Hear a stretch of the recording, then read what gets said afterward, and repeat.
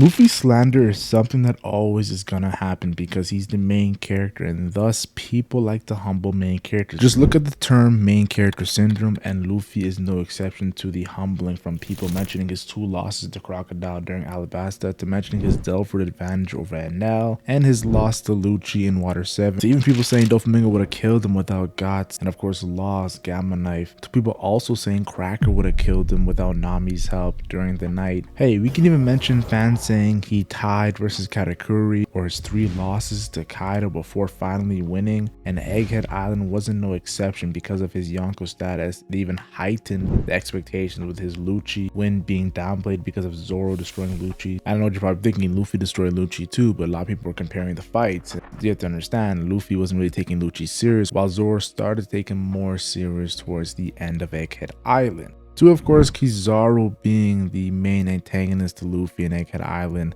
and Admiral bringing the Yonko versus Admiral discussion back. Let's talk about how Kizaru versus Kaido shouldn't even be a thing, but because of the whole main character syndrome of Luffy, it's now becoming an actual argument. So today we discuss the Admiral Kizaru, the Yonko Kaido, 2 characters that are very loved for their incredible power and strength.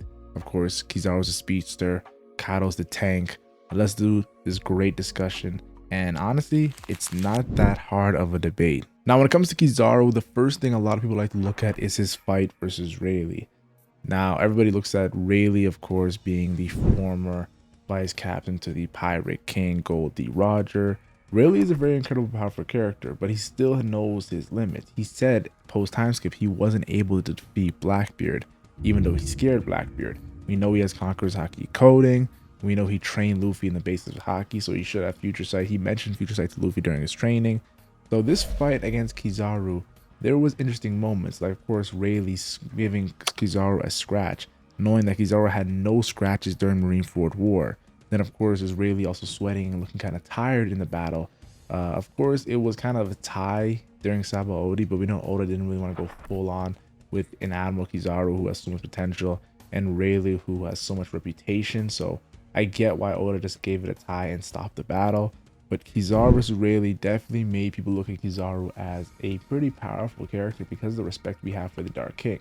Then of course there's Kizaru versus Ben Beckman. Now this was kind of like the opposite of Kizaru versus Rayleigh, because a lot of people looked at Kizaru as a scrub because a vice captain to a Yonko in Shanks.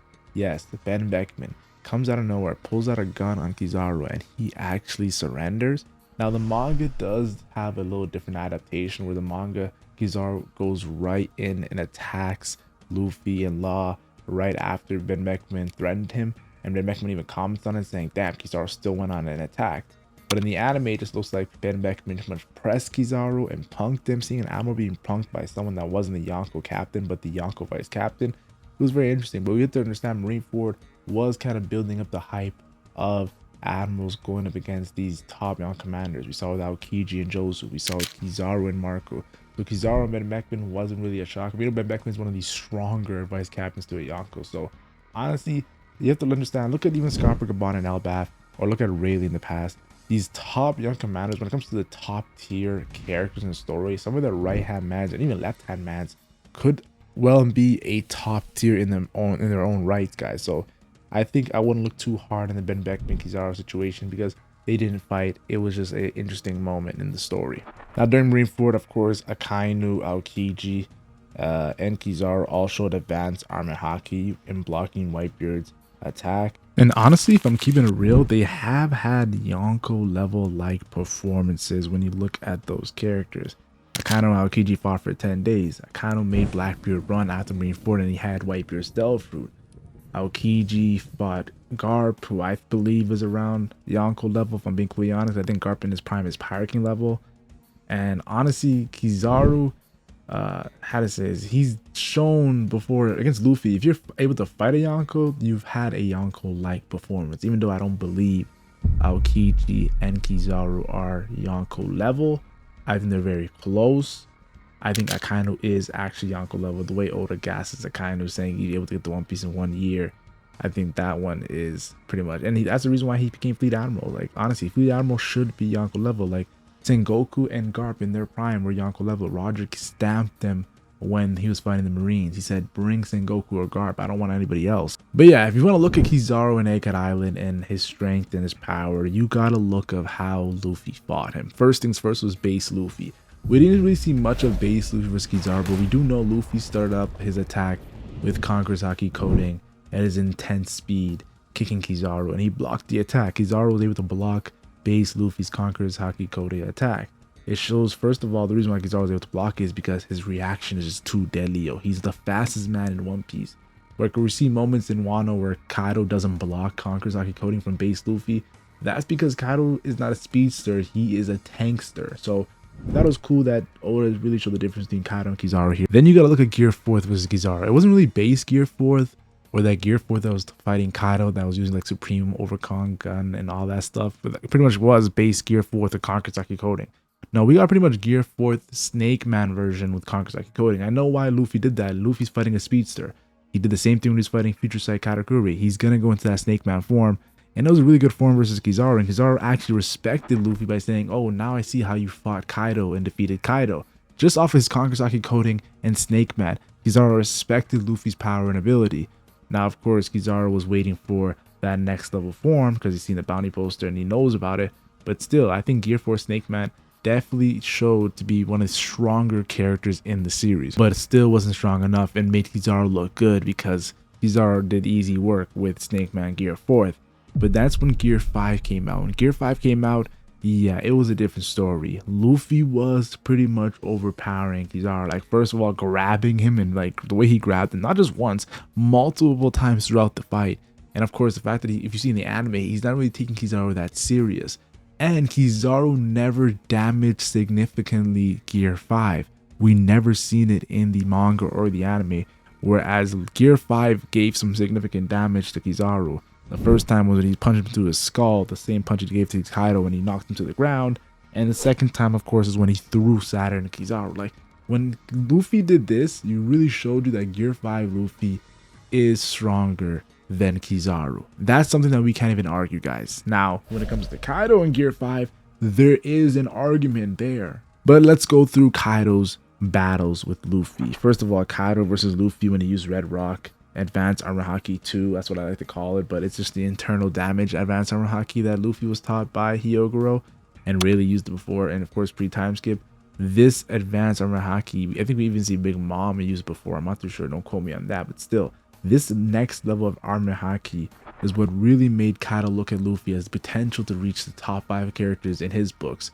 Garp, no, actually I can't really say Garp, Garp wasn't in that top 5, but he should have been. Goldie Roger, Roxy Zebek, Whitebeard, Odin, and Shanks. Shanks being the only living member. That is very high regards from Kaido. He even put Big Mom in that list, so definitely gotta say it's pretty cool to see. Then of course we had Kaido versus base Luffy with his advanced Conqueror's Haki or Conqueror's Haki coding. And honestly, he still was able to beat base Luffy, but base Luffy got some nice hits on Kaido. And in all honesty, base Luffy here really separated himself from a lot of the guys on the rooftop, if I'm being completely honest, guys, because that Conqueror's Haki coding, even Kaido said only a select few were able to do this. So I feel like Kaido, of course, did easy work with base Luffy, but still, you gotta respect that base Luffy was doing some insane stuff. And then, of course, there's Kaido versus Gear 4th. And I'm not just talking about Gear 4th, of course, that barrage, that Kong Gatling he did, that with Advanced Armor Haki that really put some damage on Kaido's dragon form. No, I'm talking about Gear 4th when he's doing Conqueror's Haki coding on not just Snake Man, but his base form, where we see the Supreme Overcon guns and there's insane attacks from Luffy. And if CP0 didn't get involved, of course Luffy would have lost, but Luffy would have gave some significant damage to Kaido without Gear 5, just with his Gear 4th and Conqueror's Haki coding. And I think really this honestly makes Kaido look good because Kaido went through, of course, his Advanced Armor Haki, his Advanced Conqueror's Haki, and his Advanced Endelfu when it comes to Gear 4th. And he tanked all of that. So yeah. Now when it comes to Gear 5 versus Kaido, I have to admit, Gear 5 was pretty much laying down the hammer on Kaido, but I've never seen Gear 5 take a whooping like he did against Kaido. What I mean by that is Kaido was taking Luffy serious in Gear 5 and Gear 5 was taking Kaido serious. I still haven't seen Gear 5 have that level of seriousness even in Egghead Island. And Kaido was giving significant damage to Gear 5 I still haven't seen done since Wano, guys. Yes, Kaido commented on, of course, Gear 5 having his awakening of his Dove Fruit, Kankazaki coding, advanced armor haki, like just amazing stuff combined in with Luffy's Gear 5. And he took on Luffy's strongest attack, Bowdering Gun, when he didn't have to, an island level attack head on. Honestly, if he didn't take that attack on and he just fought like a battle genius, I think Kaido actually might have ended up on top, but that's another video for another day. All I'm trying to say is Kaido did the best I've ever seen against Gear 5. I know people are going to mention workery and how Luffy's attacks weren't working on him, but of course, we all know there's, of course, things that need to be talked about when it comes to the Gorosei, the Holy Knights, Scopper Gaban.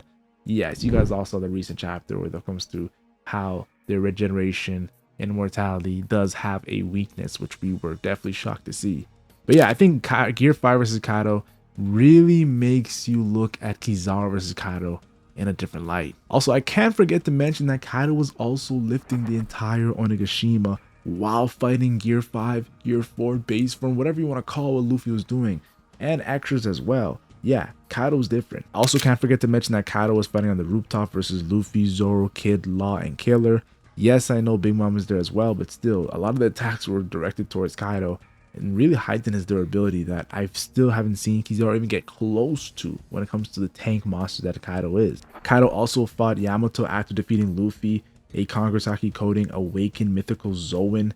Like, okay, people might say you can't really call Yamato awakened mythical Zoan, but she has that sash that it looks like an awakening. And honestly, Yamato is one of the stronger characters in the series, and Kaido did pretty much quick work with his daughter. Then of course there's Admiral level Greenbow, who gave Kaido his flowers, saying that's the only reason why he wouldn't come to Wano. Even though that Greenbow and Vegetaur seem to be weaker than the original Admirals, I gotta still give respect. And Admiral giving a Yonko respect is a big deal. Now people are gonna mention Kizaru wanted to pull up on Kaido and Big Mom and had no fear, and I kind of had to stop him because of the samurai faction, showing that Kaido had confidence if it was just Big Mom and Kaido, but because of the samurai, he stopped Kizaru.